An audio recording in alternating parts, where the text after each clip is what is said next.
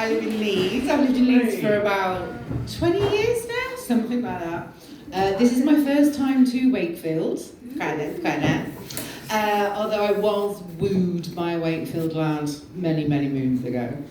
I say wooed, snogged at a party, because I like this sideways hair and Cribs t-shirt. Because if you didn't know, the Cribs are from Wakefield, and he was from Wakefield, which is why he had to tell you a lot that the Cribs were from Wakefield, and that he was from Wakefield. Anyway, it worked. But I hadn't been living up here for terribly long at that point, and I hadn't quite acclimatised to the Yorkshire charm. So when he went, oh, my jeans are real stiff.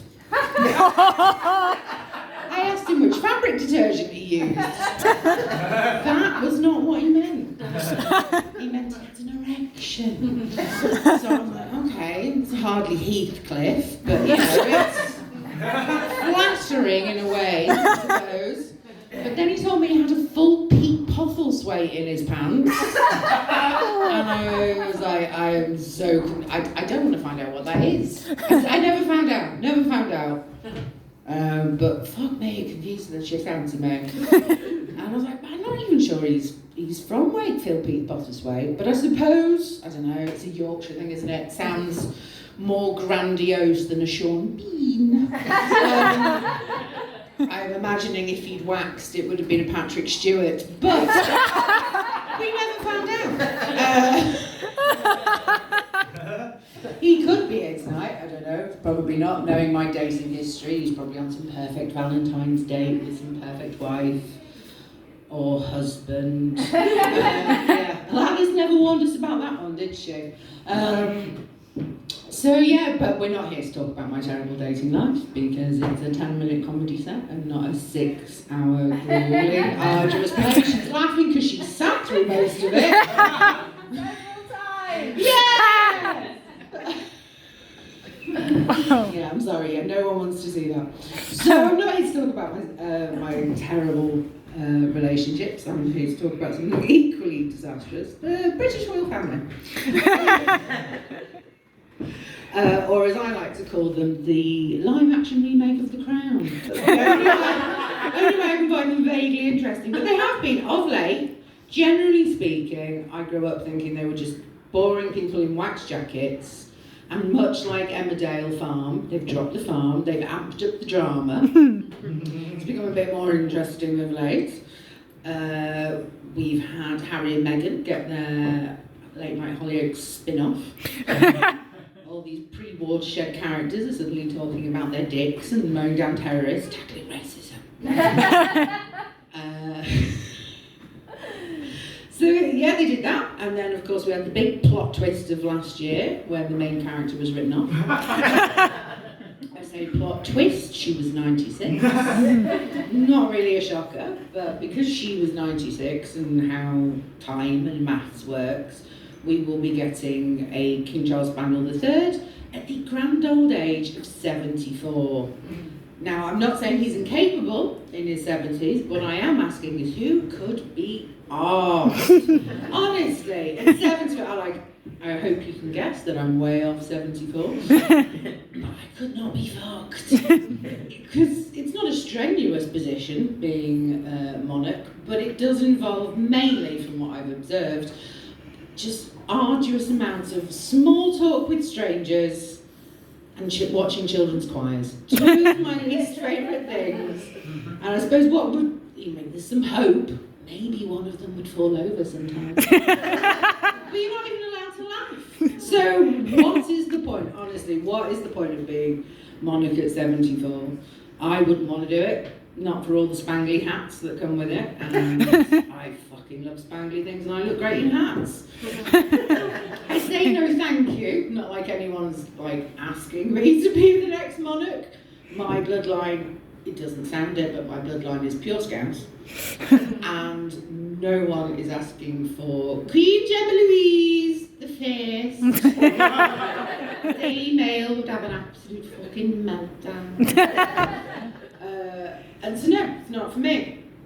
Now, with the Queen dying, we have come as a culture. It's been a point where people have been questioning whether we should continue with the royal family, and it has proven that we are a nation divided. We had lots of people saying, "Not my king." We had a man threw an egg. But on the other side, we had people queuing for 10 miles to see one of them in a bar. That was generally no more surprise to me. We had the whole Phil and Holly debacle, which I think predominantly was not necessarily that they slighted the Queen, but they disrespected the queue. Don't disrespect a queue! It's all British. How very dare you? Now, I'm sort of on the fence. I'm not a big royalist, not big into colonialism, elites, unearned power, all that stuff. On the other hand, I'm not a big fan of change. So I'm sort of in the middle. But the one thing that makes me think, really, if I think about the whole concept of having a monarchy in this day and age, it's fucking weird. It's just weird. This concept that there's a daddy sky wizard who has chosen a family to be supernaturally superior, fit to rule civilizations and empires is some Star Wars Games of Thrones shit. I mean, I think it is. I've not actually watched Game of Thrones. It's just dragons.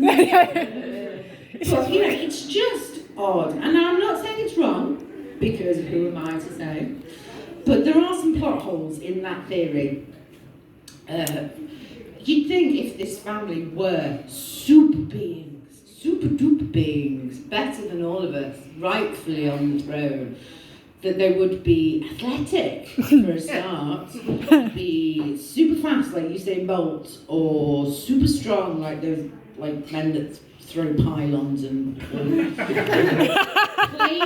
no reason. Basically, they would have the power and the strength of the gladiators. And you'd have Queenie. She should be doing every royal engagement by doing a quick now. Yes. Yes, I wanted to be Jet when I grew up, and I still do. It's why I won't cut my hair. As well as being super fast, super strong, she's super intelligent. Geniuses like Stephen Hawking or Einstein. But again, there's not a lot of proof of that. We are 1,200 years into having a monarchy. We have no cure for cancer. We've got the energy crisis. They have cured fuck all. I've got more A-levels than Harry, and I was hit by a car a month before my exam. That's not a joke. That's a fucking joke. But my main concern is, I just think if it was real, if this family was supposed to be so much better than the rest of us, that they deserve to rule us, they'd be really fucking hot. Like absolute smoke shows. You know those people who, regardless of your gender, sex, sexual identity, you would just look at them and go, okay, you have hit the genetic jackpot so hard, I am just a farting meat sack in your presence. People, I don't know, Brad Pitts of the world, the Beyoncés, the Scarlett Johanssons, the Chris Hemsworths. We say Chris, not Liam. We're Team Miley in my house. Full on Chris Hemsworth. Yeah, basically the royal family should look like the Marvel Cinematic Universe. You know, to back things up, since childhood, we've all been told who is the most eligible, handsome, charismatic man in all the land. It is a prince, says Disney. It's Eric, obviously. But then you look at real life, and what have we got? We've got Edward, so bland that it wasn't until the funeral that most people went, oh, I forgot he was in it. And we've got the sweaty nonce himself, Prince Andrew, who should just do us all a favour, lock himself in the Tower of London. That's what it's for!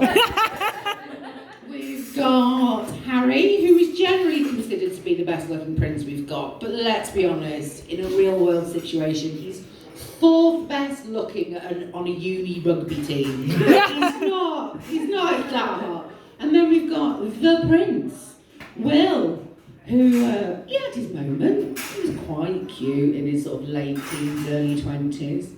But now he doesn't have his hair to distract from the fact that he's got his mum's face.